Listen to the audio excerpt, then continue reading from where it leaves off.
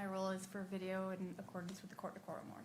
And I apologize. Would you mind putting your names on the record? Tess Crowley. Megan Thackeray with KSL. Thank you. Have you both reviewed the court standing decorum order? Yes. Yes. Do you understand the requirements set forth in that order as it applies to your activities today? Yes. Do you require additional time to review the order or to adjust equipment to ensure compliance? No. No. Do you anticipate any difficulty complying with the order? No. All right. Thank you both.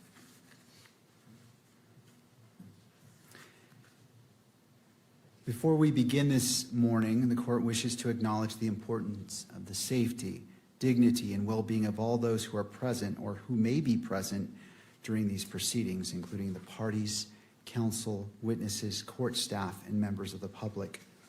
The court is also mindful of its solemn obligation to protect and uphold the constitutional rights of Mr. Robinson and Ms. Kirk. In furtherance of those important interests, all persons attending these proceedings are reminded that portable electronic devices are not permitted in the courtroom or on the fourth floor. Cell phones are not permitted in the courtroom unless expressly authorized. Any unauthorized possession or use of a cell phone or electronic device in the courtroom may be addressed by the court. For those individuals who have a cell phone, I invite you to join me as I silence my cell phone to ensure that the proceedings today can proceed without distraction. The court also expects every person in attendance will be treated with the dignity and respect to which they are entitled. Consistent with this court's standing decorum order, all spectators shall remain quiet, civil, and orderly at all times. Spectators shall not engage in conduct that is distracting, disruptive, provocative, disrespectful, uncivil, or threatening in any manner. Spectators shall not make audible comments of any kind, shall not shake or nod their heads, and shall not make gestures or of other visible reactions during the hearing. Spectators shall also not wear or display pins, buttons, signs, clothing, photographs, or other items expressing support for or in opposition to any person connected with this case, or expressing any position concerning the status of this case as a capital offense. The court appreciates the cooperation of all present in maintaining a courtroom environment that is safe, respectful, and orderly, and faithful to the rights and dignity of every person involved. All right. My understanding is the parties wish to address an issue before we get started. Is that correct? We may. Mr. Novak. Thank you, Your Honor, and good morning. I passed up to the court after providing copies of it to counsel for the state and counsel for the media, a single piece of paper. Does the court have that? I do. Thank you, Mr. Novak. Thank you, Your Honor. So every morning, this court has a colloquy with the camera operators about their ability to comply with this court's orders. And they acknowledge that they understand the order and that they can comply with it. And the court asks them if they have any problem with it, and they state to the court that they do not have a problem with it. We also spent many, many, many hours of court time addressing which exhibits will and will not be published through the electronic media. And this exhibit, the court ordered would not be published through the electronic media, and it was.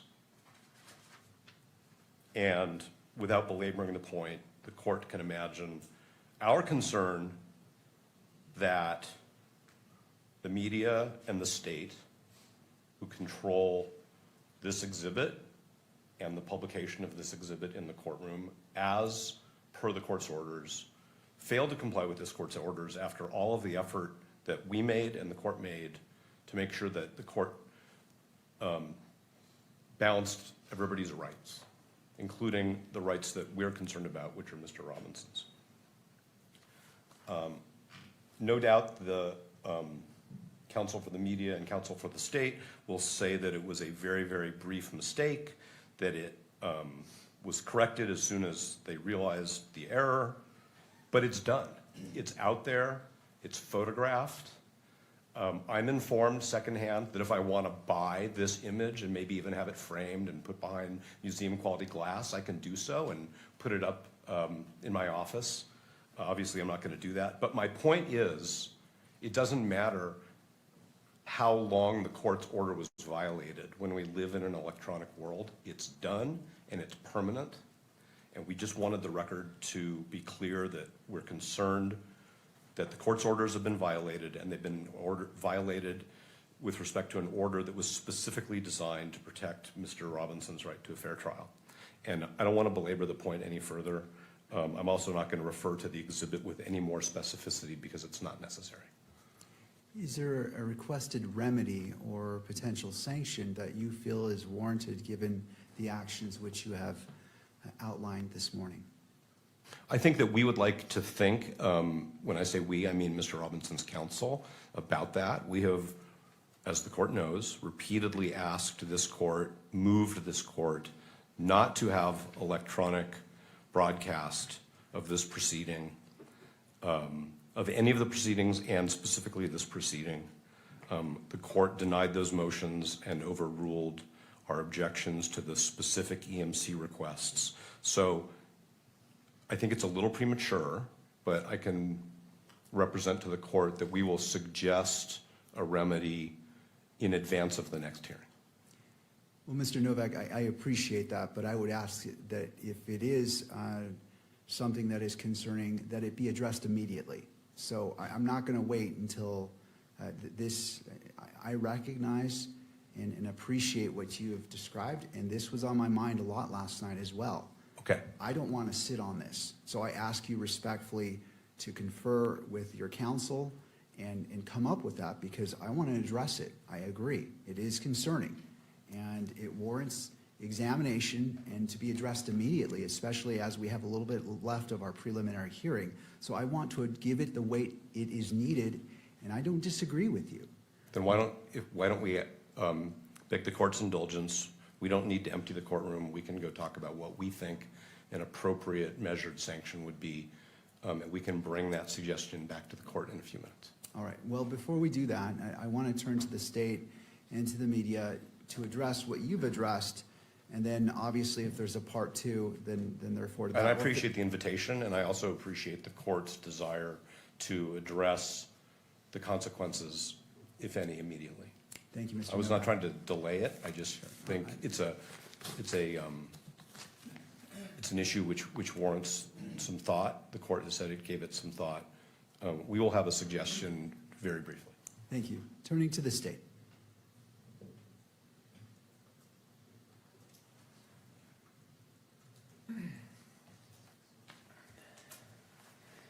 Thank you, Your Honor.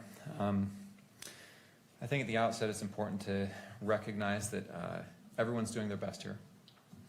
The court is, I know the clerks are, I think the media is, we certainly are, and the defense is. This issue came up in the context of an examination of a witness. One exhibit was published.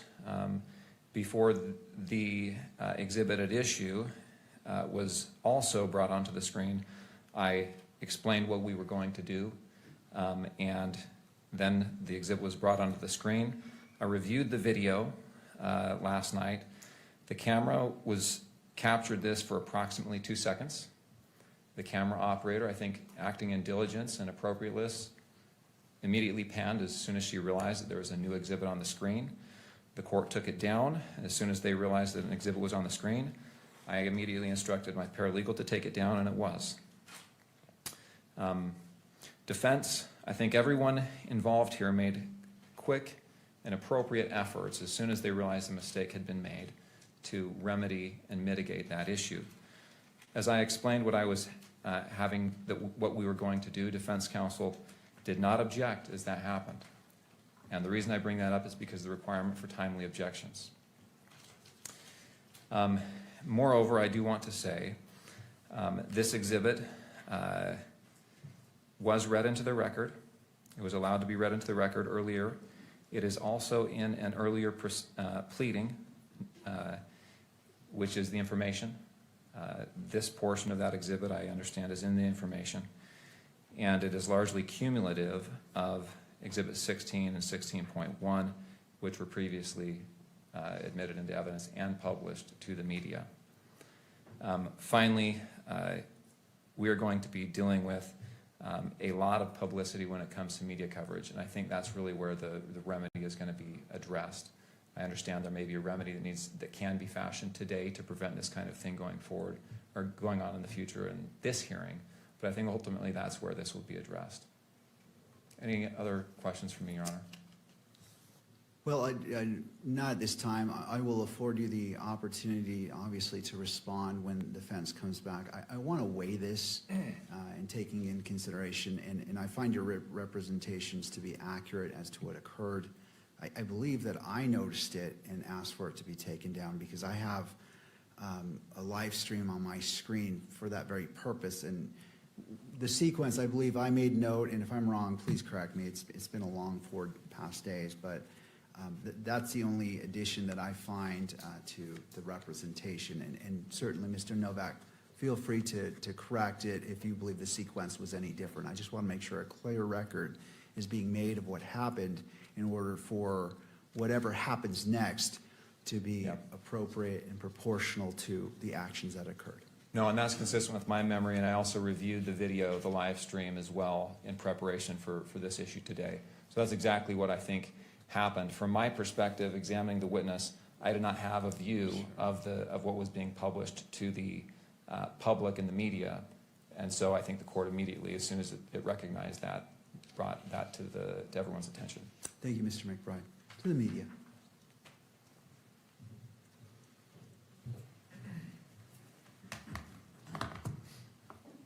Good morning, Your Honor. Good morning. Appreciate the opportunity to be here to speak on behalf of the media. I think our understanding of what happened is consistent with what both the defense and the state have said here. So I don't want to belabor that point. But here's how I understand them. There's 2 exhibits at issue. Those exhibits were used yesterday in part because the juxtaposition of those 2 exhibits might have provided some sort of benefit to the court. The first of those exhibits was asked to be published through all 3 of the court's phases. The court said it will be admitted into evidence, be shown in the courtroom, will not be shown on the cameras. That happened about 3 hours into the hearing. That all went smoothly and well. That operated exactly as it is intended to. That requires the participation of everyone, the court, the defense, the state, media, camera operator, all to do that well. Later in the day, when in the video I reviewed, this was about 5 hours into the runtime yesterday. The second exhibit that was going to be compared side by side was introduced. That also went through that 3-step process.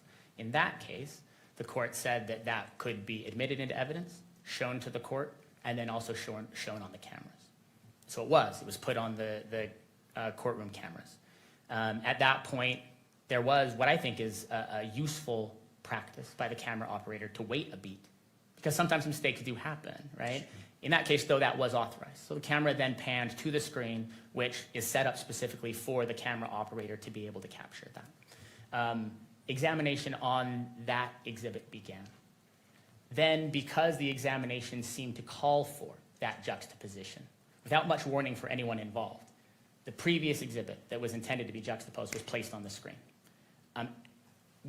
From, I think, a observer's view who didn't know where the testimony was going without warning.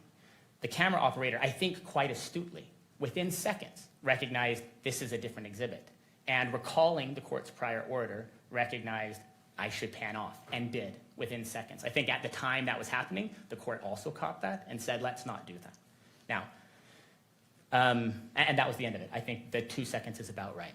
I don't want to minimize that. I understand the point that Mr. Novak is making.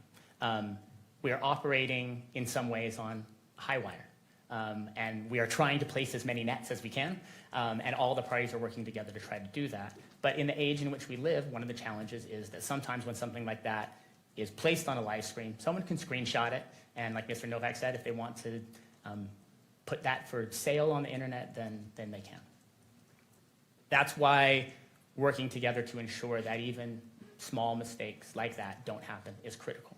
and the media has the media coalition that are given the opportunity and the benefit of being able to be here to run cameras and to take photographs have complete buy-in on that point.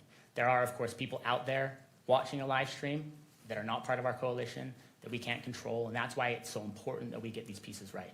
I do want, without going too far into the evidence, to note not only that several lines of this exhibit are available publicly in the information, but that the full text, every word of that exhibit is contained in a search warrant, in this case, that was initially filed on September 17th. This is in the 4th District, but in a different court. Was held for 6 months, as search warrants often are, but then on March 16th, March 17th, was released in full. On page 7 of that search warrant is the full text of this exhibit. I don't want to suggest that anybody gets the right to say, well, I think it's public. The court has said don't show it in the screen, but since I think it is, we'll just come back later on and tell the court it's not a big deal because it's already public. That's not how it works. If we say we think it's in the public, the court says, I understand that, but I'm going to make an order. That order should be adhered to. But I do, for the purposes of prejudice, for potential remedy, for the court's concern and the court's sleepless nights, I do want the court to know that as well. And members of our coalition have pointed out to me as we've talked about this, while we take this very seriously, it is true in this case that the full text of that, not the image of the exhibit itself, but the full text is already in the public sphere, has been reported on, and is out there. I only want to reinforce, to close, the recognition that the media, our coalition, I, as an attorney for that coalition, have an obligation to make sure that mistakes don't get made. And in this case, even though I believe that the camera operator didn't act in violation of the court's decorum order, didn't do something that was forbidden by that there was an order that said, don't publish this exhibit. And because it flashed on the screen when the camera operator was filming that screen, that did happen. The media is fully bought in. I, as one of the attorneys and the other attorneys for the media coalition, are fully bought in on a goal to make sure that this kind of thing doesn't happen. Of course, I understand Mr. Novak and the defense's need to make a record and make an objection, and I also recognize and appreciate and understand the court's role in trying to make sure it imposes whatever sort of direction, caution, sanction, response that it believes is needed to make sure that its orders are recognized and adhered to. And I want the court to know that we will understand that and will comply with whatever it is that the court orders. Thank you. Anything further before we break? Mr. Novak? We don't need a break. Okay. Well, The court wants a break. I want to review this. I'm sure there is a stream out there. I want to look at it again in order to appreciate the full effect and exposure. I remember it, but given the nature of this and trying to weigh the constitutional rights of all parties, I want to be thorough and look at it exactly. So as we move forward, as I evaluate what's being requested by the parties, that I am at the level of knowledge and because for what it is, it was on screen. I want to look at it, how long, what exactly was on screen, and in order to be at the point of saying, okay, I fully understand. I mean, I was here, I saw it, I noticed it on the screen, but again, I want to take that extra 2 minutes to review that. I am not suggesting that we rush through this at all. I just wanted the court to understand that our request for the remedy and the sanction, we are prepared to share that with the court, but we can certainly wait until the court has had an opportunity to review whatever the court thinks it needs to review. The permanence of this violation of the court order is a different issue from how long it took to correct the violation. It's a permanent consequence.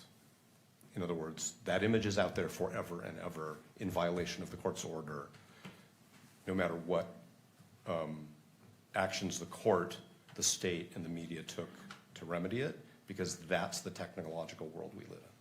So that's my response, if I may, to the arguments. But we can hold our suggestion until the court's ready for it. All right. If the parties feel it'd be helpful to confer while the court is reviewing it, you may, just so that if you choose to, I encourage it. If you don't, I respect that. A court's going to take about 5 minutes. Again, I just want to review it. to be brought up to full speed and just to have it freshly in my mind. I'm going to make one more point, if I may, and that is, this is not the first time that this has happened. We had earlier proceedings in this case where the cameras depicted images inside the courtroom that the court had prohibited, and the court imposed certain consequences on the media as a result of that. And so that's just something to keep in mind, in my opinion, if I may. Thank you.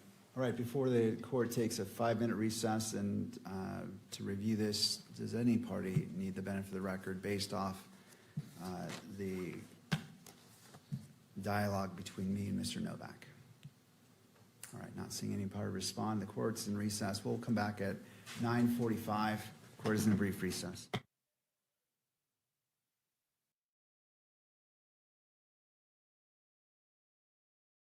To address, to review the video, and I appreciate the patience of the parties as well as everyone in attendance when it comes to constitutional matters and balancing constitutional rights and transparency.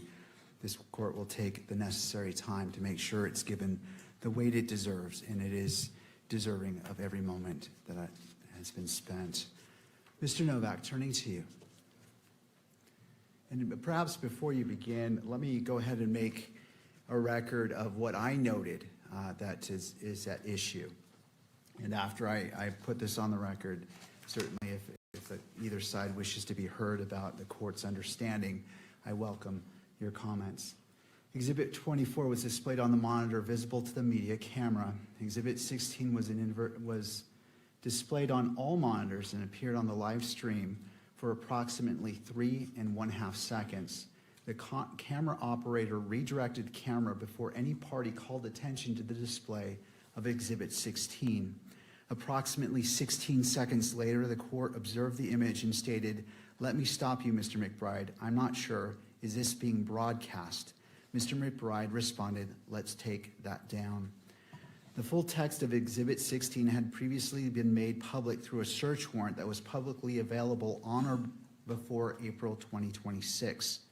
The portion displayed on the monitors did not contain the full note and consisted of approximately 78 words.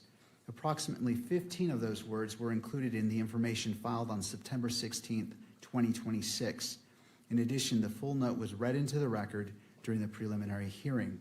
The court previously ordered that Exhibit 16 be admitted into evidence and permitted its display within the courtroom, but prohibited its publication through the camera used for the live stream. And that concludes the findings of the court as it relates to this issue. Do the parties wish to be heard before we go into what you're requesting about the record on what occurred? Your Honor, your recitation is accurate. My earlier comments were based on my memory of reviewing this last night. In the recess, I reviewed the feed again, and what you have said today is accurate. Thank you. Mr. Novak, any? No, Your Honor, I don't take issue with the court's factual summary. All right.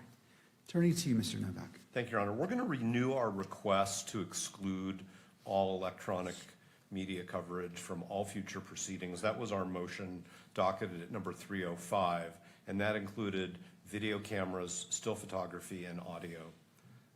This is the second time that the court's orders concerning the scope of electronic media coverage have been violated. I'm a baseball fan, and I just don't think the court needs to wait for the third strike. 2 strikes is enough. If I may, the alternative remedy, which we think is not wholly adequate, which is why we think it's an alternative and a less desirable alternative, is for this court to both reverse its prior order authorizing electronic media coverage of today's hearing, which we had previously filed an objection to after the court, I would say, preliminarily granted the requests for today. That was sort of the chain of events. And that the court proactively preclude electronic media coverage at the last day of the preliminary hearing, which will be September 1st. Now, I understand that there has not yet been a request for electronic media coverage for September 1st, but there is no doubt that there will be, just as this court previously observed that it wasn't prepared to preclude electronic media coverage at the preliminary hearing because there had not been any requests. There were requests, and those that were timely were all granted. The court denied one request because it was not timely for one particular day. So I guess the way it would be is any request for electronic media coverage of September 1st will be denied because that's the appropriate sanction for what happened yesterday. The fact that the content of the exhibit was previously summarized by the state in certain documents which became public because the state didn't take any actions to seal them beyond the 6-month period. The fact that the contents of the exhibit were read in open court is not the issue. The issue is when the court issues an order, everybody must comply with it, and there are reasons for the order. And the reasons, as this court stated, are to protect Mr. Robinson's right to a fair trial. So no doubt that the court balanced those prior ways in which the content of this exhibit had already been disclosed when the court decided that there would not be electronic media coverage. That's a fact that we have all known of that exhibit. That's a fact that we've all been aware of as we've gone along. So to summarize, and then I will stop because I know we still have a witness here, and of course the court needs to hear from the state and counsel for the media, I suspect, is we would like the court to reconsider its order denying Motion 305 and grant it for the balance of all of the proceedings in this matter, or as an alternative, the court prohibit any further electronic media coverage of the preliminary hearing, which includes September 1st. Thank you, Mr. Novak. Thank you very much. Turning to the state and then to the media.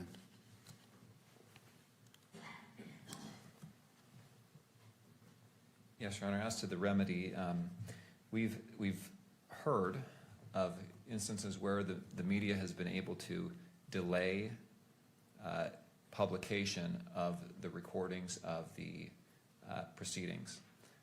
We've heard of instances where that has been a short delay of like 30 seconds. I've talked to the media attorney about this, and they do not have the capability to do that right now. My suggestion would be for future proceedings to order the media to look into that capability, and that would be a remedy that perhaps could be used in the future. I think that would be a satisfactory remedy to avoid this type of thing in the future. As to the other remedies requested, we have one witness. The final witness, well, the defense has one witness. That witness is a ATF DNA forensic biologist, and I assume that the exhibits that will be admitted through her will be of that nature. We've already, in fact, admitted the report that she is going to be testifying to. The reports, I should say, that's exhibits 30 and I believe 34. And so I don't think we have, and those have already been published, I don't think we have the same risks or, I'll just say risks with her testimony as we do with some of this other evidence that has already been admitted. Thank you. To the media.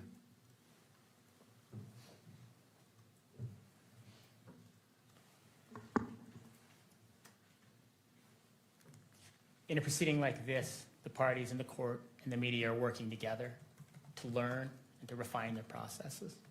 I hear Mr. Novak's remarks about challenges that we've run into in the past. I recall, it hasn't been that long ago, a time when the camera was placed in a location in the courtroom that was causing challenges. The court moved it. When there were challenges with aspects of the court's ruling, the court reiterated those, and those processes improved. We are getting better at this. media is on board and recognizes the court's obligation and its significant efforts to balance the interests here. In light of the court's ruling, including its recognition that the media operator in this case beat almost all of us to the punch, right? And saw what was happening on the screen and moved away as quickly as they could. We believe that the procedures that the court currently has in place, even if they don't, every moment of every hearing, deliver the result that we are intending to deliver.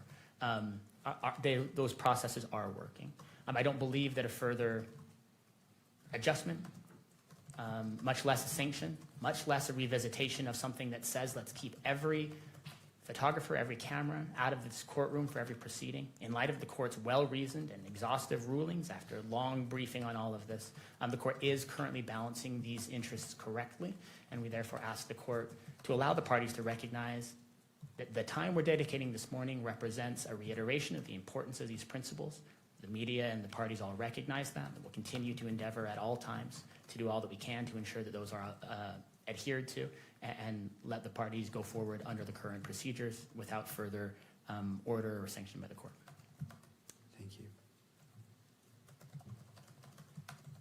Any further arguments before the court issues its ruling? No, but thank you for the opportunity. Thank you. And just updating my notes as I'm intending to issue this ruling right now. I'm just making sure that I'm capturing all the points made in the argument right now.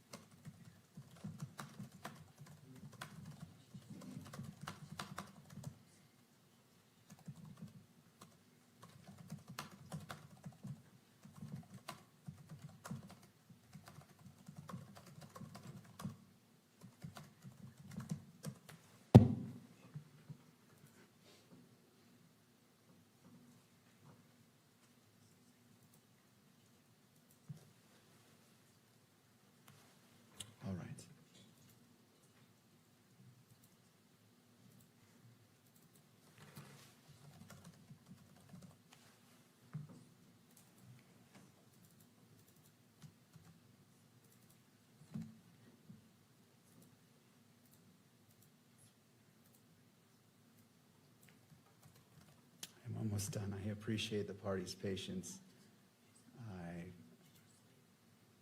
This issue rises to the level that necessitates great care. And as my practice, I don't like to rush or make snap decisions. And I want to give this the full analysis that it's due. So thank you again for your patience. Court will issue its ruling on the request by defense. The constitutional rights of Mr. Robinson and Ms. Kirk are paramount. Although transparency in judicial proceedings is a fundamental interest, it must be balanced against the constitutional rights of all parties. Having considered the arguments presented by counsel and having reviewed the events that occurred yesterday, the court finds that its order prohibiting the publication or broadcast of Exhibit 16 by the media camera was violated. The court agrees with the defense that this constituted a violation of the court's order. Compliance with court orders is essential in all proceedings and is of particular importance given the nature of these proceedings. With respect to defense's request as a sanction that the court reverse its ruling on defense motion 305, motion to exclude cameras, the request is respectfully denied. The analysis underlying the court's prior ruling remains unchanged, and the court adheres to its reasoning and conclusions. With respects to the defense's alternative request as a sanction to prohibit all cameras and electronic equipment from today's proceedings, thereby preventing the electronic capture of the proceedings for those inside and outside of the courtroom, the request is granted in part and denied in part. Effective immediately, members of the media shall no longer capture or broadcast any exhibits displayed by the parties during today's proceedings. The court finds this sanction to be proportional and appropriate in light of the violation of the court's prior order. The court reserves this sanction as it relates to September 1st. It is not before the court. There has not been a request for electronic media coverage, and the court won't issue a pre-ruling. When it becomes, that request has been filed and all the deadlines which the court has imposed in regards to the MC filing are in place, if motions are filed, the court will entertain motions in brief argument ahead of the September 1st hearing and address it at that time. This is the ruling of the court. Thank you. Turning to the defense, if you wish, you may call your next witness. Judge, we would like the benefit of the record before we start taking evidence today. Yes, Mr. Grenander, and I'll allow all parties, given the ruling of the court, briefly. And I'll be brief, Judge. And this is in relation to the continued taking of evidence today. And I'll start my statement, Judge, with something that was very insightful that you said the other day.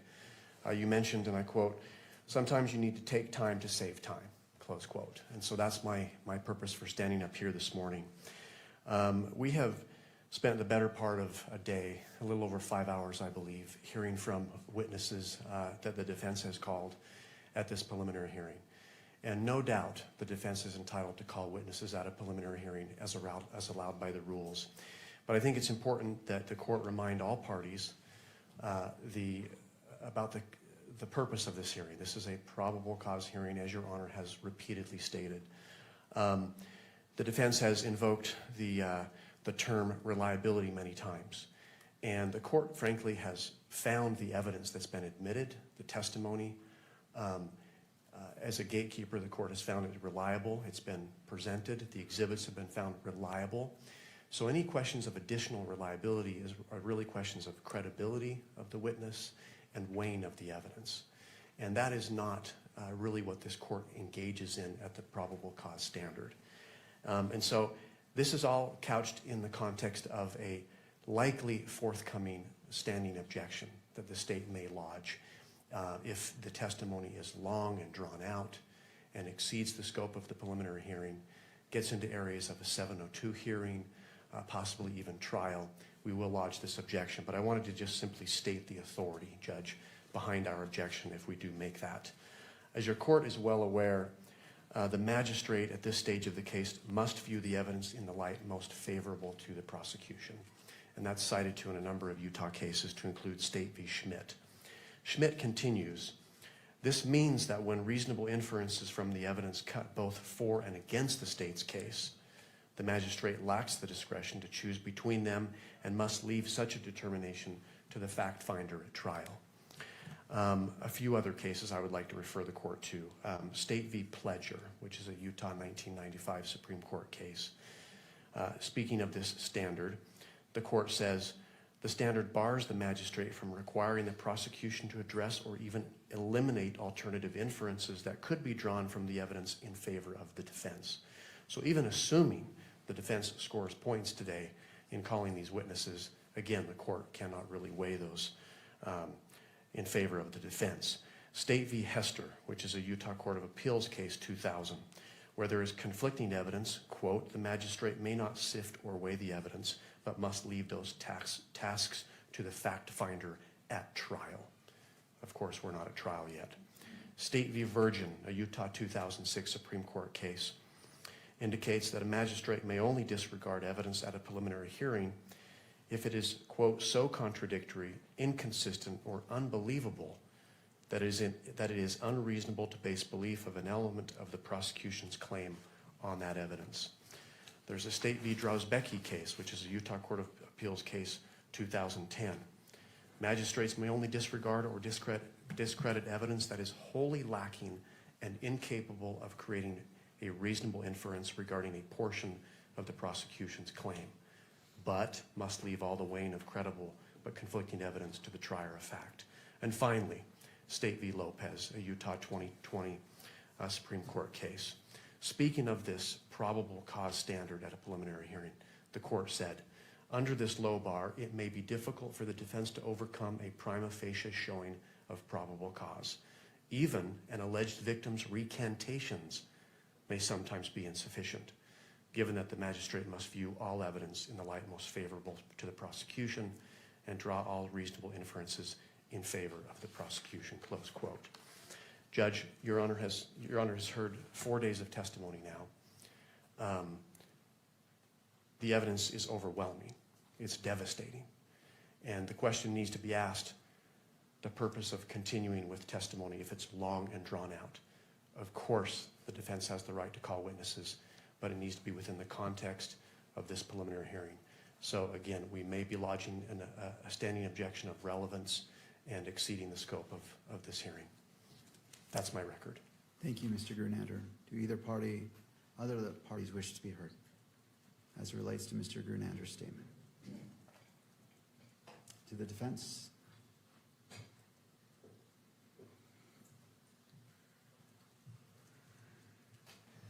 I'm not sure what was being requested by Mr. Grunlander.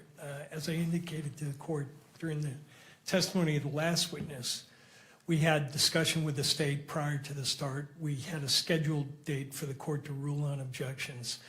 And the purpose of that hearing was so that we wouldn't have to fly witnesses out from the East Coast if there was going to be a standing objection. Prior to that hearing taking place, the state contacted us after they had participated in interviews of Ms. Oliver and the other experts, and indicated to us, and we indicated to the court, that there was going to be no standing objection to the testimony of these witnesses. So if he's lodging a standing objection now, I think he's waived it, or he should be stopped from asserting it given the circumstances. I didn't hear that he was asserting that, and I intend to keep this next witness focused on the issue that I think is relevant, which is the state presented DNA reports through a non-expert. They selectively read into the record a portion of those reports which left an extremely misleading impression of the significance of that evidence. So I have the author of the report here, and I'm going to hopefully educate the court on what the limitations are of the report, and that's it. I hope to be done with the witness by noon, direct and cross, and that will be the end of it. All right, thank you, Mr. Burt. And before I have you call the witness, just want to make sure that the media had I'm not sure if the media needs to be heard on Mr. Grunander's response. No, Your Honor. thank you. All right, Mr. Burt, you may call your next witness. Thank you. Call Miss Oliver.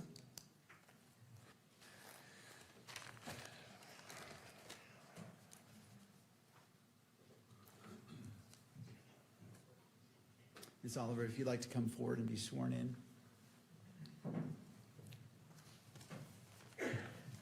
You do solemnly swear that the testimony you shall give in the case now pending before the court will be the truth, the whole truth, and nothing but the truth, so help you God. All right, ma'am, you may be seated.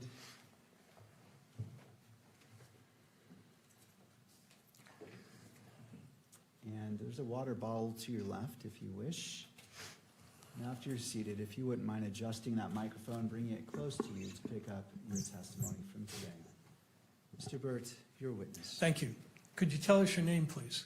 Caitlin Oliver, Oliver. And Miss Oliver, could you bring that mic a little bit closer so I want to make sure your voice is projected? Thank you.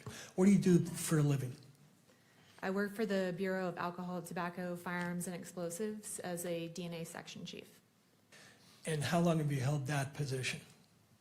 I've been a section chief since January, and I've worked with the ATF for about 9 years. Prior to that, I was a forensic biologist. And where were you a forensic biologist before you started to work for the ATF? Prior to the ATF, I worked for Jefferson Parish Sheriff's Office in New Orleans, Louisiana, as a DNA analyst and a DNA quality manager. Back in September of 2025, what were your duties and responsibilities? I was a forensic biologist. And do you recall that around September 11th, you received a request to do some DNA work at the request of the state of Utah? Yes. Could we display State's Exhibit 30, which is in evidence?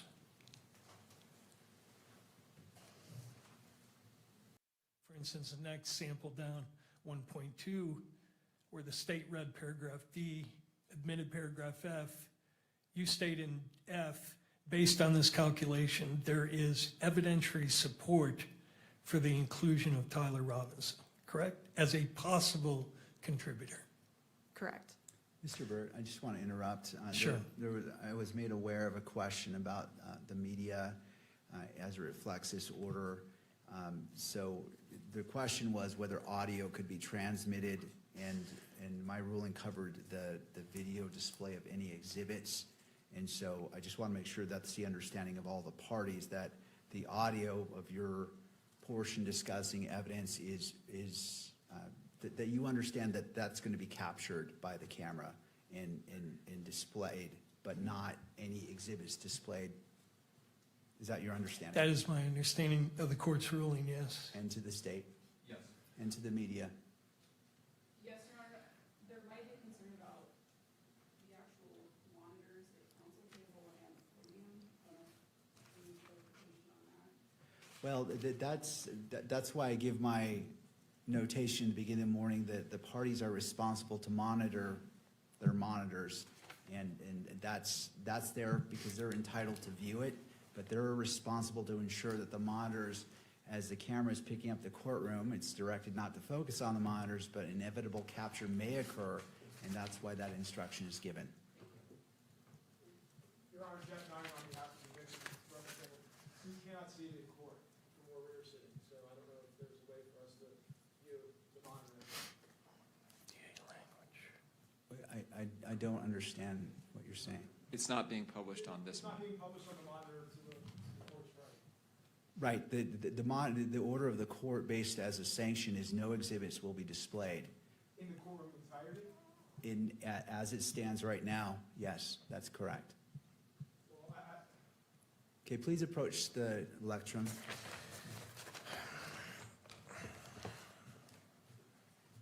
Your Honor, it's just hard for the victim's family to be able to follow the evidence if everyone but the victim's family is able to view the exhibits here in court. Thank you, I appreciate your concern. This monitor is not on either. So it's only the attorneys. The attorneys have a right to view what exhibits are being displayed, to make their motions, objections, and to see it. It is the court's discretion on what's displayed in the courtroom for publication, and the court issued a sanction given the events of yesterday, and that's the court's ruling. Your Honor, I just asked the court to consider the victim has the right to be present, obviously, at the hearing. And the presence without being able to see the exhibits, again, it's our position, is not meaningful. Thank you. I appreciate your concerns. Mr. Burke.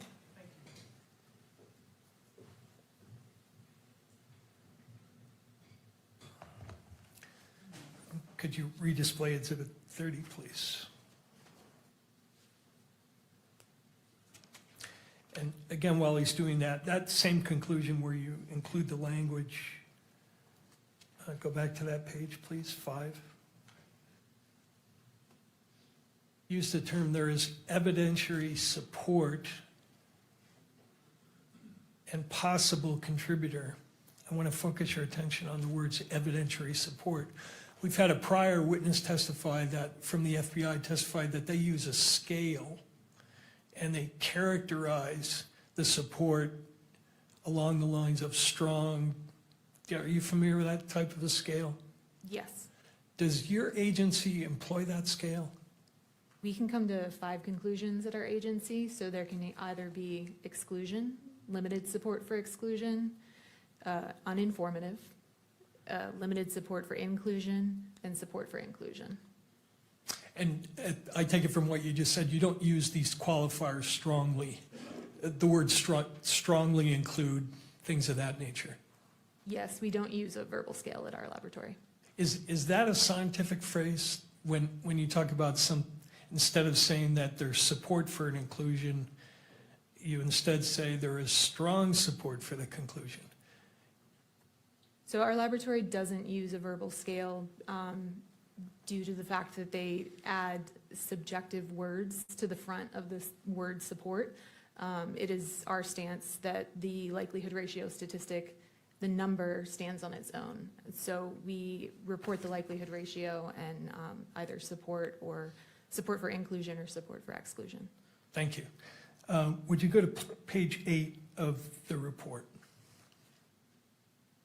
and highlight the very top of the first 2 sentences? You included this language in your report, correct? Correct.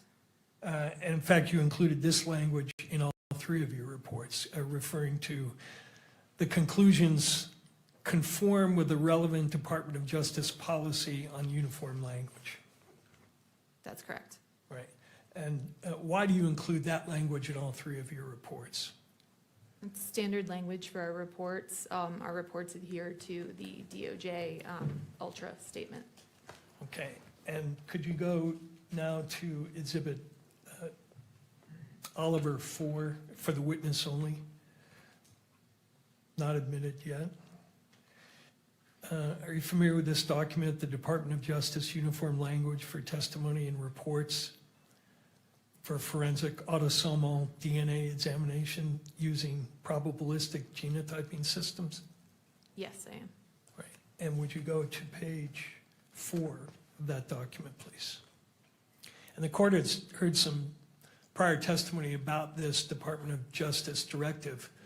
What is ATF's, what is your understanding of what the qualifications and limitations are that are required by this policy of the Department of Justice?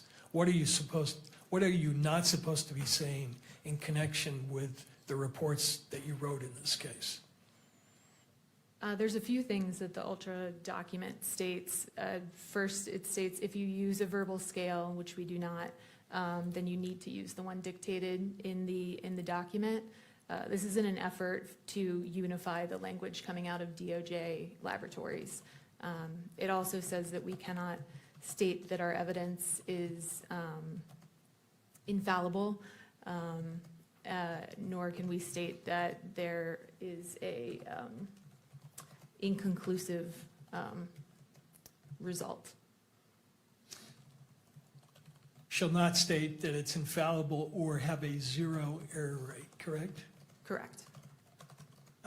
It also states, does it not, that you shall not assert that a likelihood ratio of any magnitude provides an absolute identification or source attribution of an individual to an evidentiary sample, Correct. And are your reports in conformity with that? You're not stating or implying that anything you did here is asserting an absolute identification of someone as the source of any of the evidence that you examined, correct? Correct. With forensic evidence, it's impossible to state with 100% certainty anything. That's why we report a likelihood ratio, to speak to that uncertainty with a statistic. All right, and would you go to the next page of that document? This policy requires that you not state or use the expressions reasonable degree of scientific certainty, reasonable scientific certainty, or similar assertions of reasonable certainty. You didn't do that in any of your reports, correct? Correct. You're not asserting anything with respect to any reasonable degree of scientific certainty, Correct. correct? Now, when, you can take that down. When did you first receive the assignment in this case? I would have to refer to my case record to know the exact date. Do you have those in front of you? I do not. Okay, let me pull up Oliver 3 for the witness only.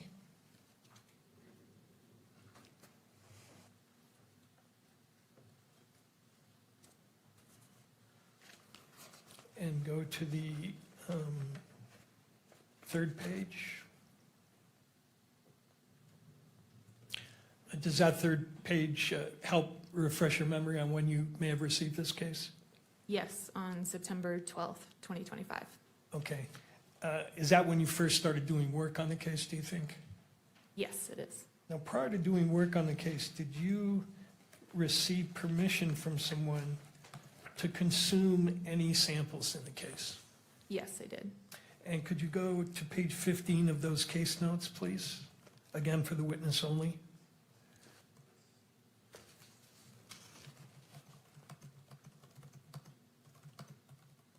Do you recognize this email? Yes, I do. And can you tell me what the email is and what information it conveyed to you in connection with your examination? Yeah, so it's standard procedure at our laboratory that when we receive a case, we request permission to consume from the agent. We request that they reach out to an attorney if one is assigned. In this case, we will not begin any work on the case until we've received that permission to consume. So this email is us receiving permission to consume the samples and move forward with testing. Now, does your policy have, does your lab have a policy for preserving samples for independent testing by the defense? Where possible, we will not consume samples where it's possible. And that policy is a longstanding one, not only in your lab, but pretty much everywhere in forensic DNA analysis, right? That's correct. Goes back to 1996, does it not, when the National NRC recommended a policy that samples be split wherever possible at the front end of the analysis to allow for independent examination. Where possible, yes, that's correct. Right, and they did that because it was their conclusion, was it not, that a wrongfully accused person's best insurance against a possibility of being falsely incriminated is the opportunity to have the testing repeated.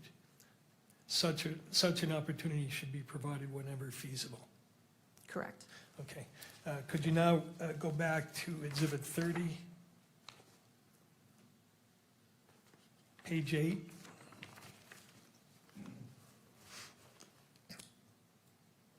Were certain DNA samples consumed in your analysis? Yes, they were.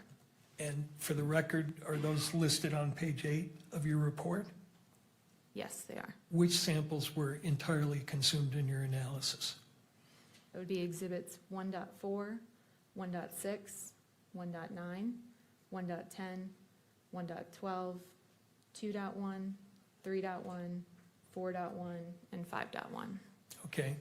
Then are there a number of samples listed above there in the report where you say the DNA extracts will be retained?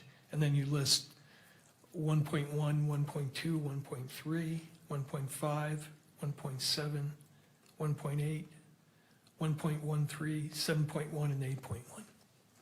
Correct. Does that mean that those are all swab samples, correct? They were swabs, yes. All right. Does your report mean that you consume the swabs, but you have some liquid extract remaining as to those samples? Correct. Now, are all of the samples, let's talk about the samples in Plaintiff's Exhibit 30. Were all of the samples you looked at there mixed samples? Could I refer to my tables in my report? Sure. Go to page 2, please.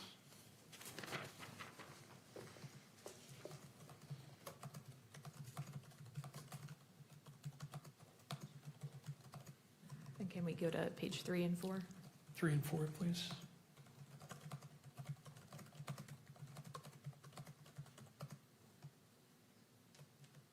With the exception of the known samples from the known individual, that was a single source sample, but otherwise the evidence samples were all mixtures. And in many cases, they were mixtures of sometimes 4 and 5 people, correct? Correct. Now, when you look at mixtures, such as the ones in this case, you use terms like major and minor contributor, right? Correct. Is that language meant to convey that anything with respect to activity of anybody who might be assigned to that DNA weight? In other words, are you saying the person you label as a major contributor was engaged in any sort of activity? Is there any connection between the use of that language and activity?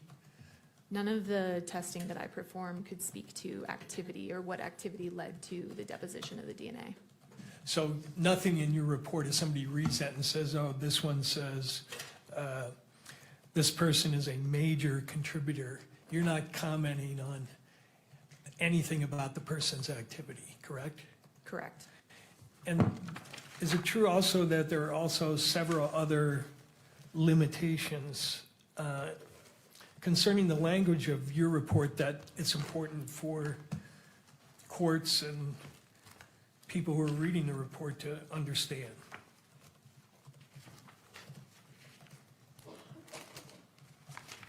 I'm sorry, what was the question?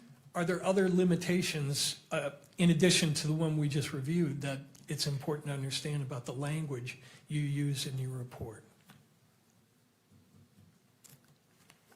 In terms, is there something specific that you're? Yeah, there is. Could you go to Baker Exhibit 30, page 1, for the witness only?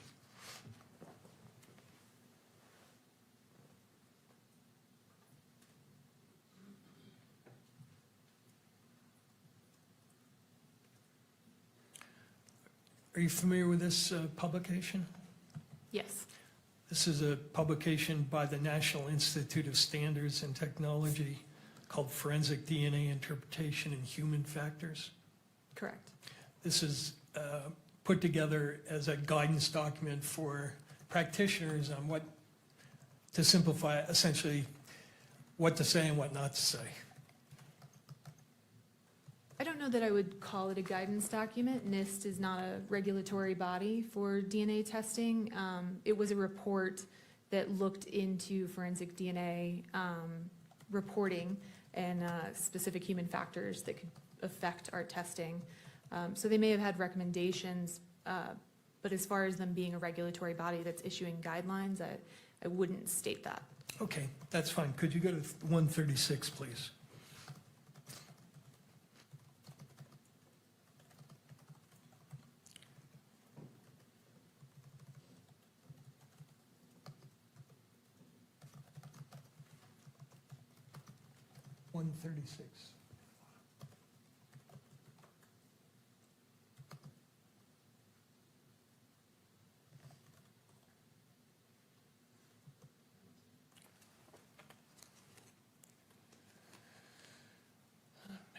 This is Baker 30.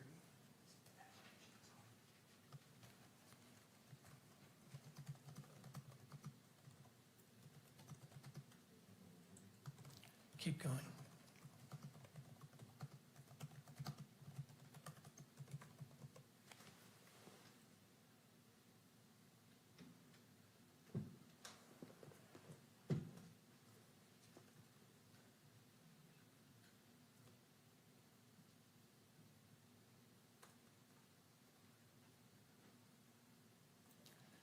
There we go, right there. Wait, 135, I'm sorry.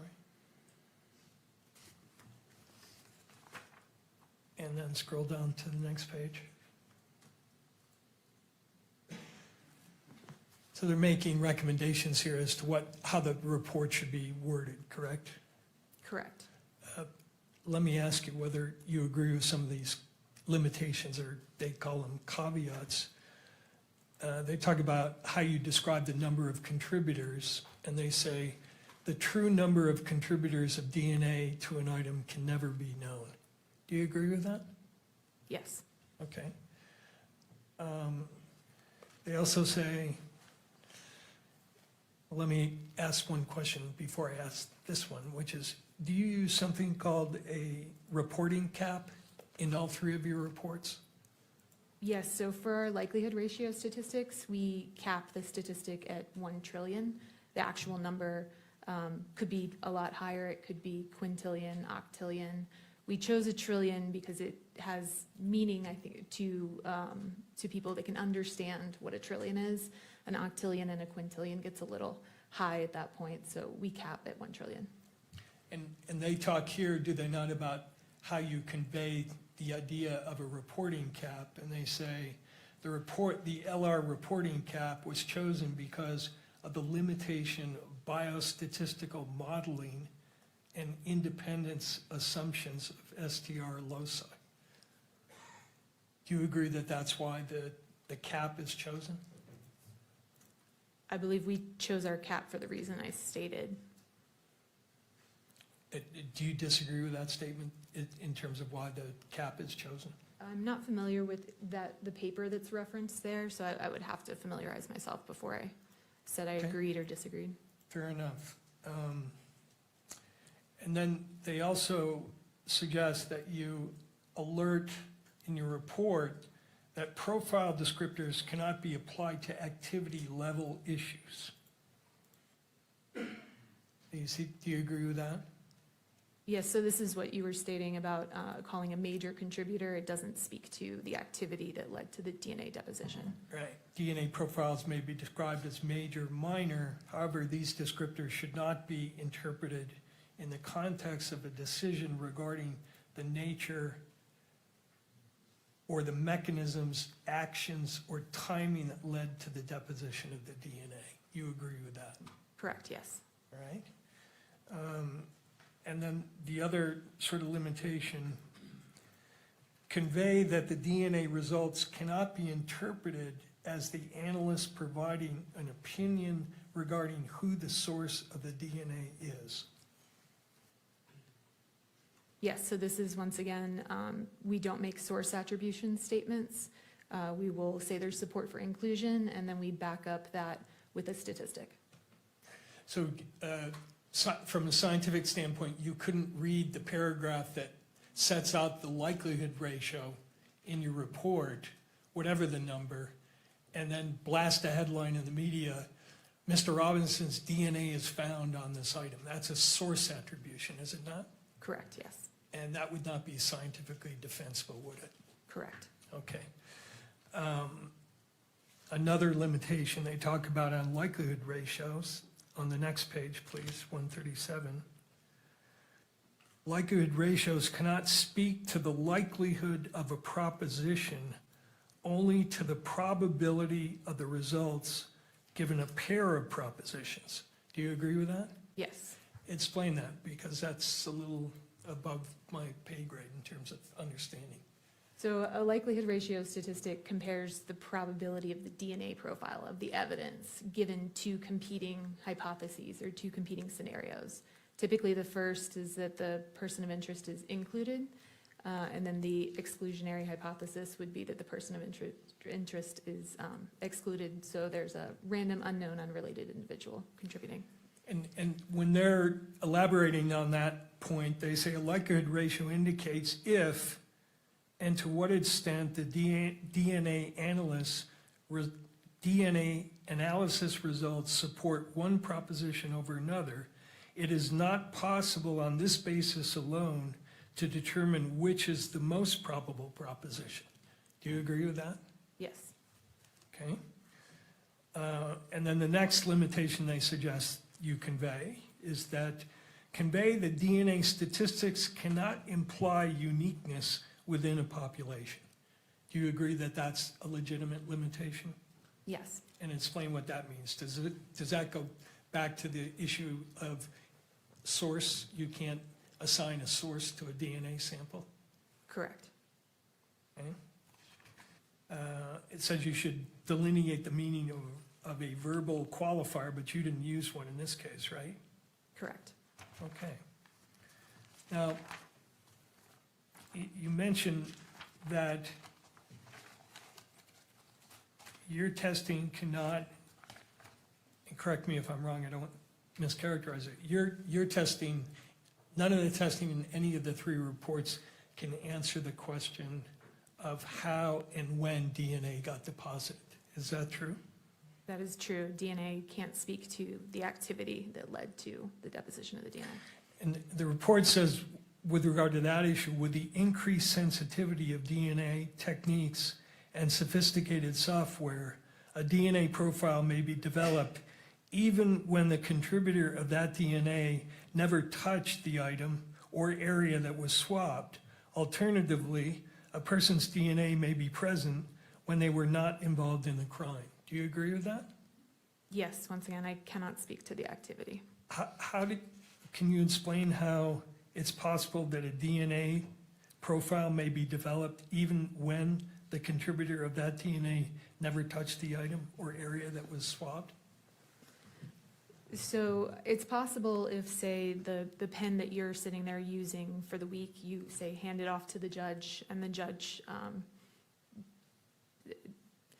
then touches it for a period of time, and then I swab it. It doesn't speak to who handled it last. I could test that. I could get both of your profiles. I wouldn't know which person was the last person to handle that item. All right. And similarly, if you had a lot of DNA on your hand, we shook hands, I then went to pick up an exhibit, a gun, I touched the trigger of it, your DNA could be on that trigger, right? It is possible, yes. Okay, even though you never touched the gun. Yes. And that's why, because of those possibilities, you can't make any assessment of how or when DNA got deposited, correct? Correct. How long can DNA persist on an item? DNA is quite stable over time. It can be broken down due to environmental insults, so things like heat and humidity are known to break down DNA over time. But I couldn't give you an exact number. Were certain of the samples that you tested in this case degraded samples? There was degradation present in some of the samples. And what can cause degradation? Like I said, there's environmental insults, heat, humidity. Now, the second report that you wrote had to do with a Dremel item that was taken from Mr. Robinson's home. Correct. And did you request certain what are called elimination samples in regard to items that were recovered from his home? Yes. Tell the court what an elimination sample is as opposed to a sample that relates to what's called a POI, person of interest. So an elimination sample is a sample taken from a known individual that it may be assumed that they could have come into contact with it. If I were to, say, swab your vehicle, then I would want your DNA sample as an elimination to eliminate you in order to look for any additional DNA that may be there. And you say they're assumed contributors because depending upon the location, for instance, somebody's house, you would expect if there were multiple people in that house, that perhaps everybody in the house could contribute to a certain DNA result. It's possible. So you'd want samples from all those folks to see if they contributed to an item that would be associated with a place where they congregated. Correct. And I noticed from your case file that you also requested, but I don't think you received, elimination samples from agents who were involved in this case. Correct. Why do you request those samples? The type of testing we perform is quite sensitive, and so it is a standard practice that we request elimination samples from any of the investigators involved in order to potentially eliminate them in case they could have contaminated the evidence. Okay. Now, in report number 157, if you could bring that up, please. Oliver 157, which has been admitted.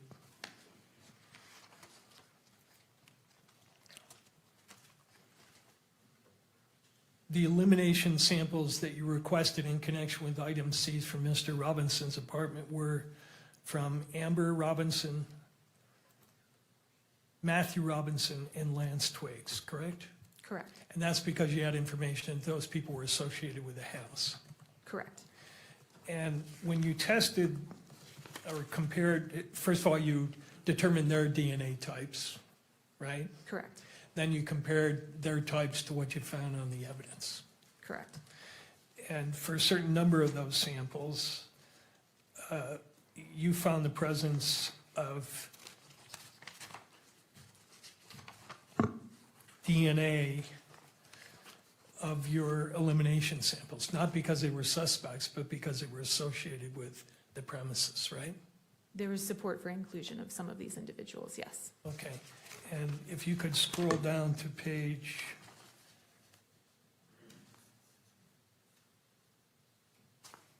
4, which is the table, I just want to review briefly with you.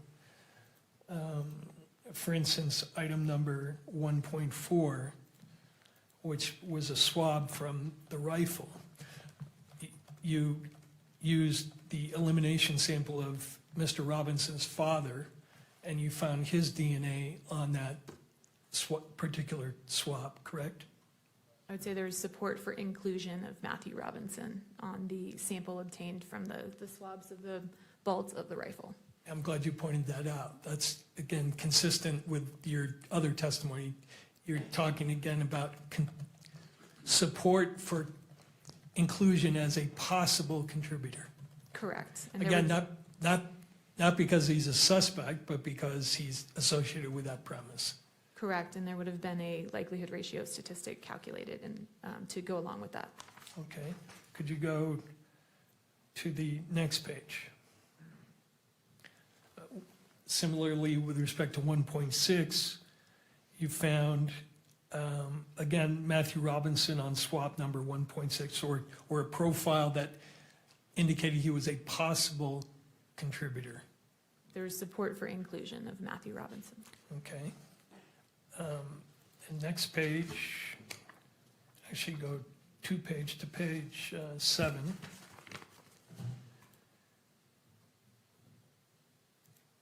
You found support for inclusion of Lance Twiggs on swabs of buttons of a Dremel tool, correct?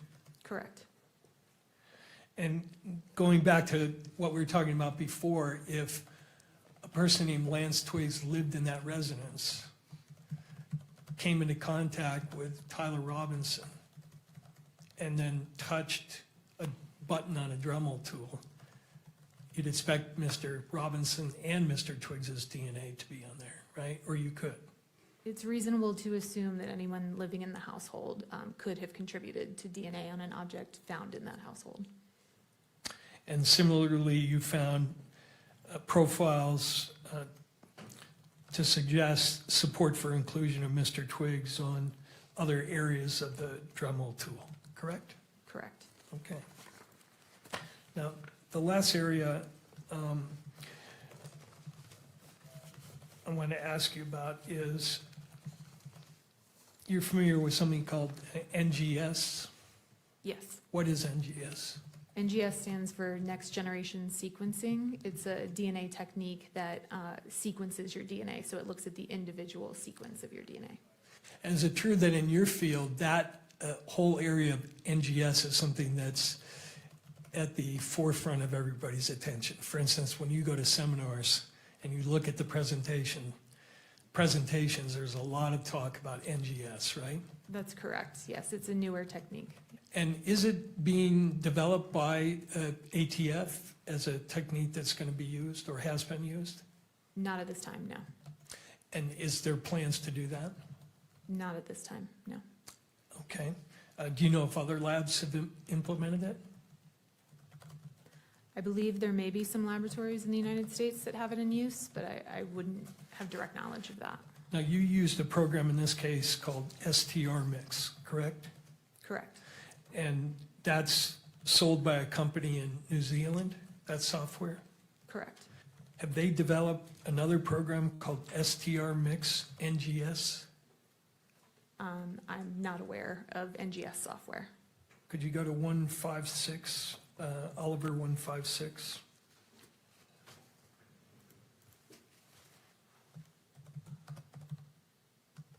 Let me know when you're there.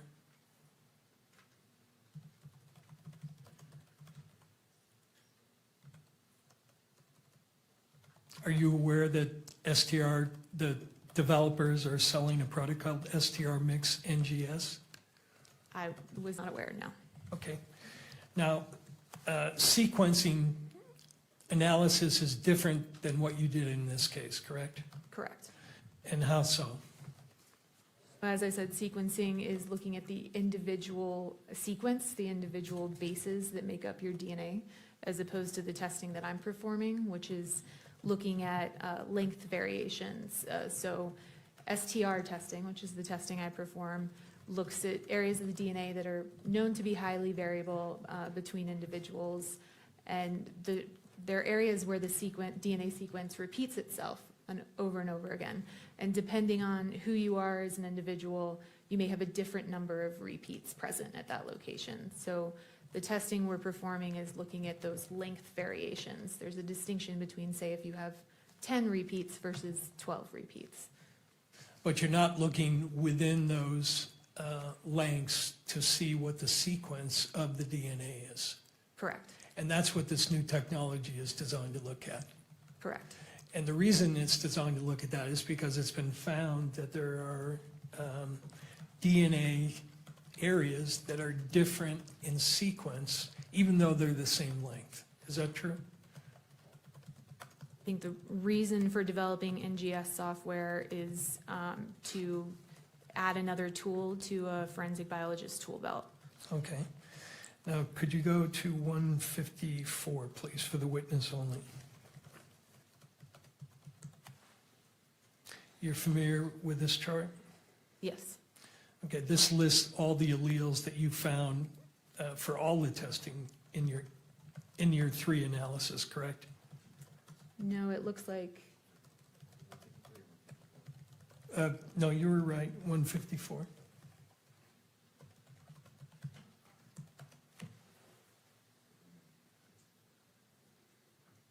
Yeah, this is one, what's the exhibit on this? Okay. You're familiar with this chart, right? I reviewed the first page of this chart. I Sure. have not reviewed the entire Go to thing. the first page. This lists the alleles that you found, correct? For the known samples, yes. Okay, now go to the second page. And is it true that for the alleles of interest in this case, one of the alleles of interest is at the D3 location, allele 17?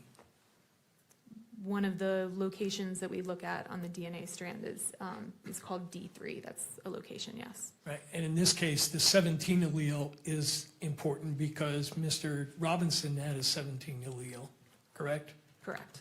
And some of the evidence had a 17 allele Correct. at that location. Correct. So as I understand the way you do this, you look and compare whether those are the same number, basically. I wouldn't state that's how we do our comparison. So it's not just number matching. We're using STRmix, the StarMix software, in order to perform an analysis of the software that looks at the possibilities for a DNA profile and make comparison to the knowns that way. We aren't using a chart and just doing number matching. Yeah, and I wasn't suggesting you did, but you're looking at the alleles and measuring the peaks, and it's a fairly sophisticated process, correct? Correct. But the bottom line is you're comparing alleles one against another. Correct. So if a person is a 1717 and the evidence sample is a 1717, you're looking at that comparison. Correct. And again, measuring only length. Correct. But it's true, is it not, that researchers have found that that particular allele, the D317 allele, that there are actually 3 different 17s, 17A, 17B, 17C. Yeah, so there's something known as isoalleles. What that is you may have, in this case, a 17 allele, but the sequence within that 17 allele is different. So 2 people may have a 17, but they may have a different sequence within their 17 allele. And it's been found that there is a 17A, a 17B, and a 17C, correct? Objection. Relevance to the probable cause hearing. At this point, I think we've once again gone beyond probable cause, and based on Mr. Grunlander's argument, I would invoke his argument here in the case law that he referenced, and I object to this question. Let me withdraw the question, reframe it, and move beyond it. All right, so I'll sustain the objection, it will be reframed, and we'll go from there. It's true, is it not, that at least 1, 2, 3, 5 of the locations of interest in this case, researchers have found that the alleles that you were looking at, these isoalleles, have different sequences but the same length. Objection. Relevance. The witness has testified she does not do sequencing analysis here, and that's what the question is asking, is about sequencing analysis. Counsel? The point, though, is that her testing cannot distinguish between these isoalleles, and therefore it goes to the weight of the comparisons. But if she didn't do that, Yeah, that's the point, is that she didn't do it, and therefore she's not in a position to draw conclusions. Mr. McBride? That proffer is inaccurate, that she's not able to draw conclusions because she did not do NGS or sequencing analysis. She has testified that her lab and the analysis she did here is not sequencing analysis, it's something different. Whether or not she could do sequencing analysis is irrelevant to the analysis that she did do. If Mr. Burt wants to call an expert to say sequencing analysis is better or something like that, that's fine. But this expert does not do sequencing analysis. Therefore, the line of questioning that goes into sequencing analysis is irrelevant to her testimony. Let me see if I could lay a further foundation. All right, so I'm going to sustain the objection. Sure. And the question may be reasked if counsel chooses. When you do your analysis using length only, do you go by the rule that if any STR locus fails to match when comparing the genotypes between two or more samples, then the comparison of profiles between the question and reference sample is usually declared a non-match, regardless of how many other loci match? No, it's not quite that simple. What you're speaking of is an exclusion, is that correct? Yeah, right. So it's possible for DNA evidence we spoke about, it's possible that DNA evidence be degraded. In a case like that, there may be the potential that some of the profile has what we call dropped out. So it's not present. In that case, we wouldn't expect necessarily to have a inclusion or exclusion at that location because there's no information present there. So it's not quite as simple as is every allele in this chart present in the evidence. There's more to it than that. If you had a difference in sequence between a known and a question across many loci, would you exclude the person? It depends Again, on, objection, Your Honor. We're going back into sequencing, which is not the analysis that was done in this case. Mr. Burt? Again, Your Honor, if there could be an exclusion based on this, and the testing was not done, I think that is relevant.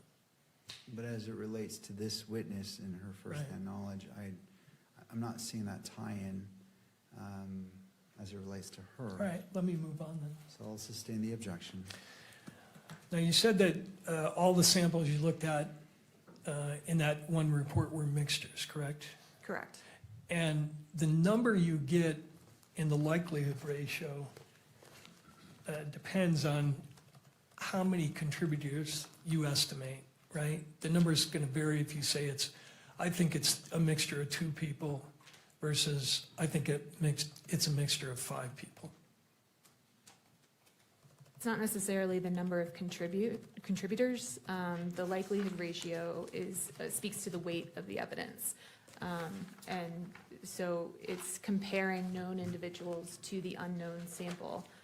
It could be a low number and be a single source sample. It could be a high number and be a 4-person mixture. It's not necessarily directly correlated with the number of contributors. Let me ask you if you agree with this. This is from the NIST mixture study.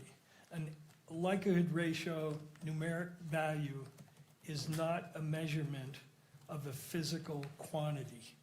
Do you agree with that? Correct. Rather, it is a ratio of probabilities in the opinion of the expert assessing the likelihood ratio and is dependent on the specific propositions used to formulate it and also on the individual making the assessment. Correct. Yes, I agree. And does the final likelihood ratio depend on the number of contributors you assume? No, it does not. It has no effect whatsoever. It can have an effect. It's possible. It's possible multiple other factors could contribute to the likelihood ratio. Is it somehow difficult to figure out how many contributors there are in a sample?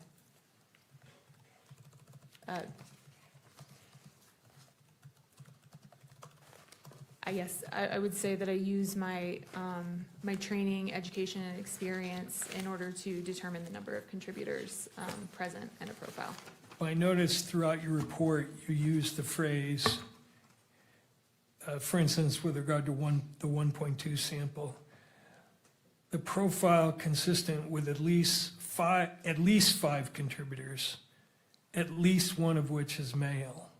And for 1.1 you say the profile is consistent with at least 4 contributors. I assume by the word at least you're signaling that it could be more. Correct. And as the number of people to a mixture increases, the difficulty in sorting out that mixture increases as well, correct? Correct. I noticed in your standard operating procedure, there's some guidance on interpreting 3-person mixtures. Familiar with that, right? Yes. And it says, and correct me if I'm wrong, approximately 70% of 4-person mixtures present as 2 or 3-person mixtures, based solely on number of alleles present. It's possible for them to present, yes. Well, it doesn't say it's possible. It says, for example, approximately, in all cases, assuming a mixture as a result of the combination of 3 people must be done with caution. For example, approximately 70% of 4-person mixtures present as 2 or 3-person mixtures, based solely on number of alleles present. You said you're referencing my SOP? Yes, Is it possible for me to take a look at it? sure. Your Honor, I'm going to object at this point. The point that defense counsel is getting at is made in the last answer, which is that the difficulty of sorting out mixtures increases as the number of contributors increases. That's all understood, but that has nothing to do with the probable cause determination. Even if it's difficult, the inferences and the evidence is weighed in favor of the state. The court cannot weigh the difficulty in determining this evidence. Is it fair for a trier of fact at a jury? Sure it is. But we're now getting into weight issues that are relevant for a jury, but not for this court. Well, he's implying there's going to be an extended discussion. I have one question which he wants to look at her manual to make sure it's in there. So, and then I'm done. All right, I'll allow this question, so I'll Thank you. overrule the objection. She may review the material and So could you bring question up can be rephrased. one, exhibit Oliver 148?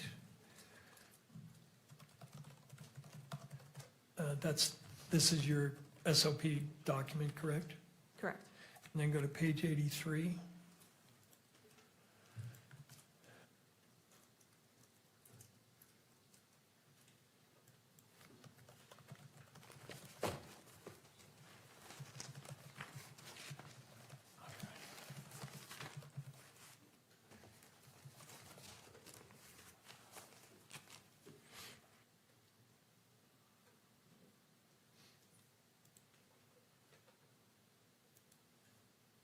Did I read that correctly?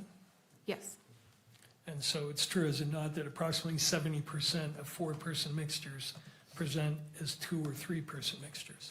it's possible. Thank you. That's all I have. Thank you. We've been going for a bit, and depending on how much cross, I'm trying to decide if a break is warranted or if, Mr. McBride, you wish your cross is limited. Again, not trying to say which way you should go, I'm just trying to weigh whether we should take a break. I will probably be, I will probably be 20 minutes. All right, let's just keep going, and then at that point, we can take a break. Thank you, Mr. McBride.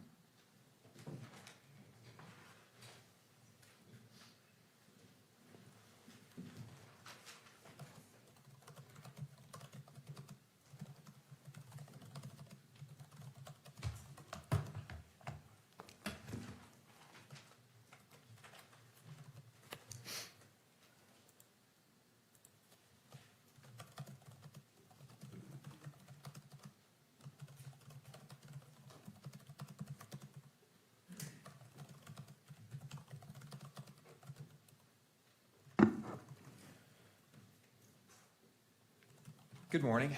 Morning. Is your lab accredited? Yes, it is. What does that mean? So our laboratory goes through a voluntary accreditation process where a external third party comes in and audits our laboratory to a set of standards. Specifically, the ATF laboratory is accredited, and specifically the DNA section of the ATF laboratory is accredited to two sets of standards. One is an international set of standards called ISO 17025 for testing laboratories, and additionally, a DNA-specific set of standards put forth by the FBI.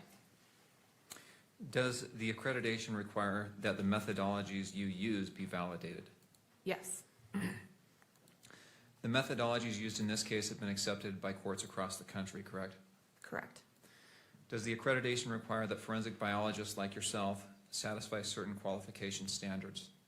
Yes, we're required to perform competency testing prior to participating in casework, and additionally, we participate in twice a year proficiency testing.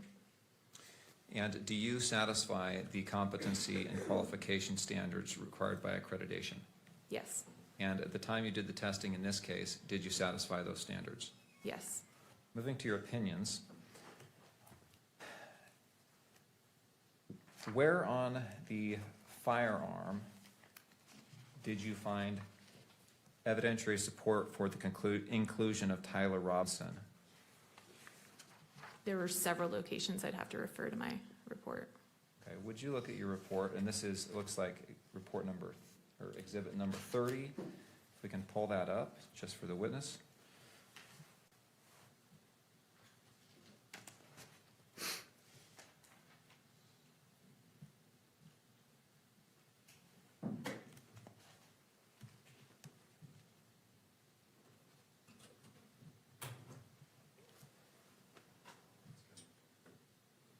Thank you, Kimberly.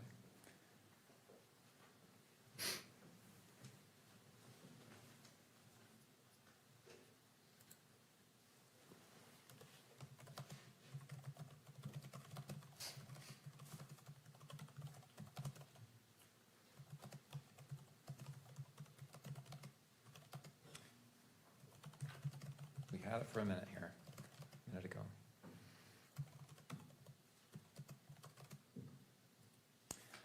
Okay, if we could go to page number 2, please. Will you just list off the areas of that firearm where there was evidentiary support for inclusion of Tyler Robinson? The swabs of the stock and grips of rifle, the swabs of the butt plate of rifle, swabs of the trigger and trigger guard of rifle with possible ridge detail / smudging, the swabs of the bolt of the rifle with possible ridge detail / smudging, and the swabs of the forend of the rifle. We go to page 3. Swabs of the barrel of the rifle with possible ridge detail / smudging, the swabs of possible ridge detail / smudging on the optical accessory. And page 4. The swabs of the protected underside of the receiver of the rifle after disassembly. The swabs of one 30-06 cartridge case. The swabs of one 30-06 cartridge. And the swabs of one 30-06 cartridge. I want to ask you about a couple of those conclusions.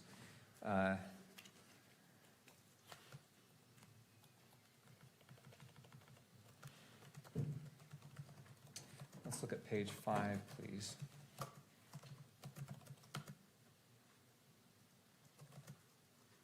And calculation number 3, exhibit 1.3, do you know where that swab was taken from? I'd have to refer back to page 2. Can we refer back to page 2, please, Kimberly? Thank you. 1.3 is the swabs of the trigger and trigger guard of the rifle. All right, going back to page 5.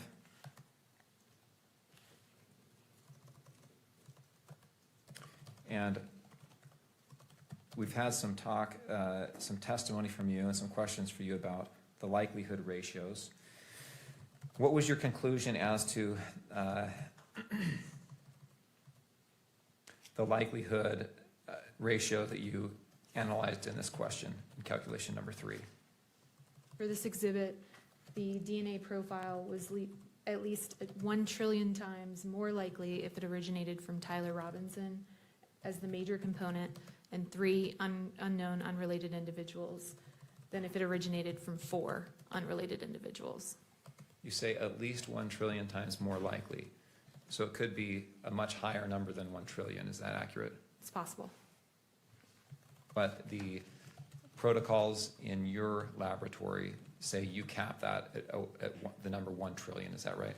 Correct. We would not report a number higher than 1 trillion. And it looks like you also did a probability statistic as well in paragraph E. Is that right? Correct. It's another way of stating the likelihood ratio statistic. And will you state your findings you made here in paragraph E, and that's on page 6.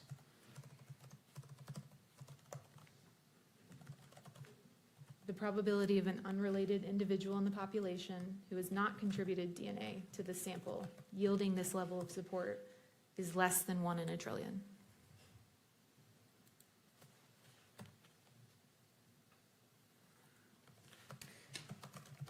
And same question there. The trillion number, it could be far less than that, but you stop your calculations or the statistics at 1 trillion. Is that right? Correct. Let us move to page 7 with regard to statistical analysis calculation number 7. Now, do you remember what 1.3 or 1.13 and 2.1 are? I'd have to refer back to page 3, I believe. You could jump to page 3. Thank you, Kimberly. Page 4, I'm sorry. Page 4. The 1.13 is the swabs of the protected underside of the receiver of the rifle after disassembly. And 2.1 is the swabs of one 30-06 cartridge case. Now, did you do the swabs themselves? I did not.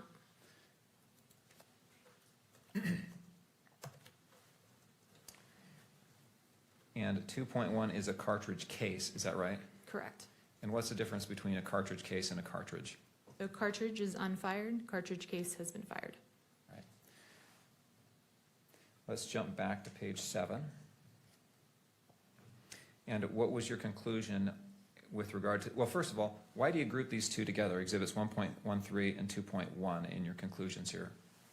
They were both mixtures of two individuals, and they both yielded a likelihood ratio of the same magnitude, so they can be grouped together. Okay. It's not that they were tested together? Correct. It's just that the results were of the same magnitude, so they were reported together, is that right? Correct. All right, what was your conclusion as it relates to both of these as to the likelihood ratio? The DNA profiles are at least 1 trillion times more likely if they originated from Tyler Robinson as the major contributor and an unknown, unrelated individual than if they originated from 2 unknown, unrelated individuals. And did you make a conclusion here as well about the a probability statistic? Yes, so the probability of an unrelated individual in the population who has not contributed DNA to these samples yielding this level of support, so meaning yielding this likelihood ratio, is less than 1 in a trillion.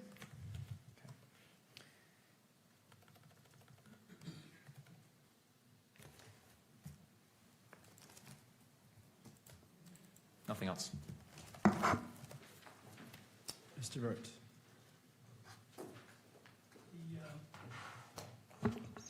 The 1.3 sample is described as swabs of trigger and trigger guard, right? Correct. You didn't do the swabs, but am I correct that you have no way of knowing which part was from the trigger and which part was from the trigger guard? Correct, so they were swabbed together, so I wouldn't be able to say where the DNA came from. And that's one of the samples that was degraded, correct? There were signs of degradation present in that sample, yes. And you said with regard to that sample, that that was a sample consistent with at least 4 contributors, right? Correct.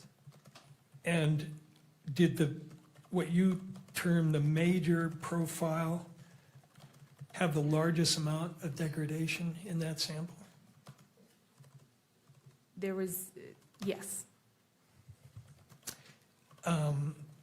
And you can't tell us anything about when the DNA was deposited on the trigger guard or the trigger, correct? Correct. You can't tell us anything about whether, when you say it's at least 4, it could be 5, 6, or 7 people with DNA on that trigger or trigger guard, correct? Correct, which is why we have the major contributor that is suitable for comparison, and the minor contributor is not suitable for comparison due to that complexity. And again, major, minor just has to do with the levels of DNA you were seeing, has nothing to do with someone being engaged in activity that is major in relation to the minor contributor. Yes, so the major contributor is the majority of the DNA contributed to that sample. Okay. And some of these samples, you have major contributors of more than one person, right? Correct. So for sample 1.1, swabs of stock, you have 2 major profiles, and there are at least 4 contributors on that sample, right? Can I refer to my report? Sure. It's Exhibit 30. Plaintiff's 30.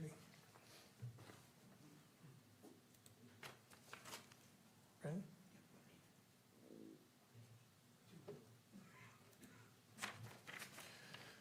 You said Exhibit 1.1? Yes. Yes, it was a mixture of 4 individuals. There were 2 major contributors. Okay.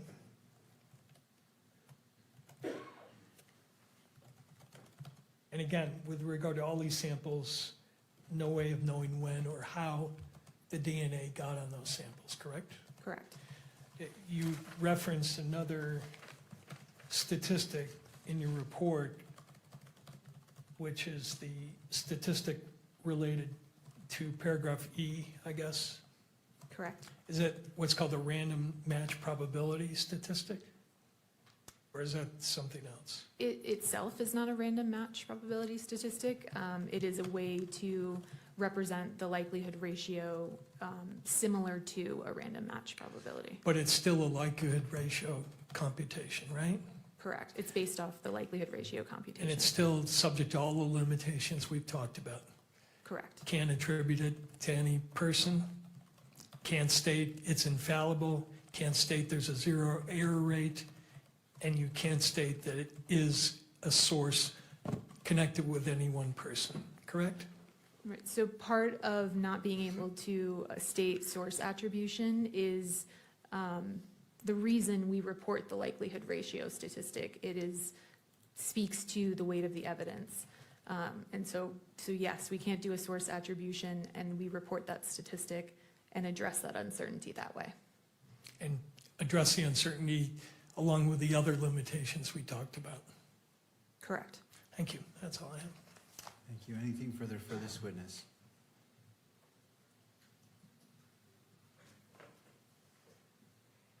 No. All right. May this witness be excused. All right. Thank you, ma'am. You may step down. Anything further from the defense? No, we have no further witnesses. All right.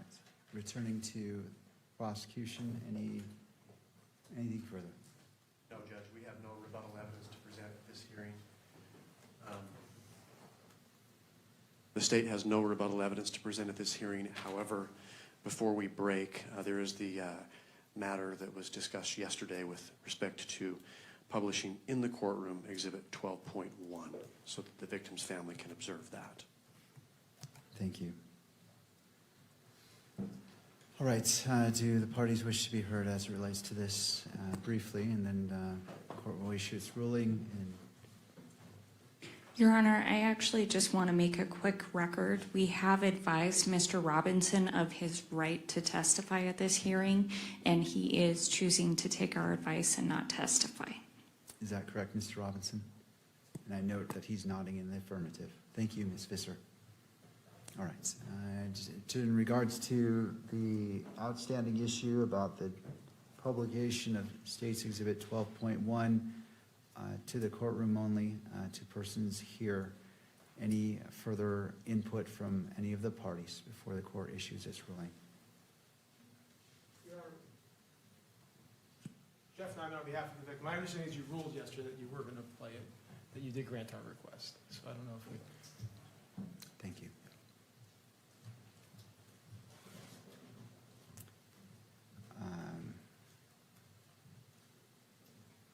Judge, I might simply add, given the court's ruling this morning with respect to displaying exhibits, we may want to make a record with the live streaming folks here that it's not going to be published. Thank you. All right. Nothing further from any of the parties? Okay. I'm just updating some notes.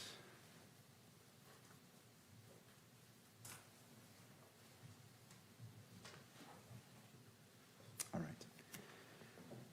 The court wishes to readdress yesterday's ruling in light of this morning's sanction as it relates to Exhibit 16. The court separately addressed that incident and imposed a sanction on the record. Having considered all applicable public access, fair trial, privacy, and victims' rights interests, the court adheres to its prior ruling. The court finds that temporarily limiting live stream to audio only while Exhibit 12.1 is displayed is necessary to prevent the inadvertent publication of the exhibit from being transmitted to outside the courtroom, and no broader and is taking the least restrictive means to accomplish what is being requested. Accordingly, Exhibit 12.1 may be viewed by all persons physically present in the courtroom, including victim representative Ms. Kirk in her capacity as the victim representative. The same in-court viewing rules applies to all parties and courtroom attendees. And that that is the ruling of the court. Let's go ahead and proceed to that, to the state. So could the camera operator let me know when we're switched to an audio only? We are? Okay. All right, and as it's switched to audio only, to the state, now my understanding there's no audio on this surveillance on 12.1, is that correct? All right. All right, so let's go ahead and play that. And I'm going to rule that this also applies to the still photographer. It cannot be captured, the screen, in any way. I noted video recording, but I intend as well as no still capture of any of the monitors during the publication of 12.1. All right.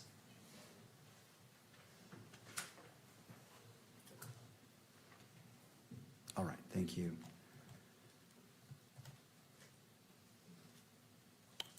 Does either party need the benefit of the record? The state does not, Judge. No, Your Honor. All right. So this preliminary hearing is continued to September 1st at 10 a.m. for an in-person hearing. The court will allocate up to 4 hours total for argument. That's encompassing both parties. Does the defense request that Mr. Robinson be physically present for that hearing? Yes, Your Honor. All right, we'll make the recording.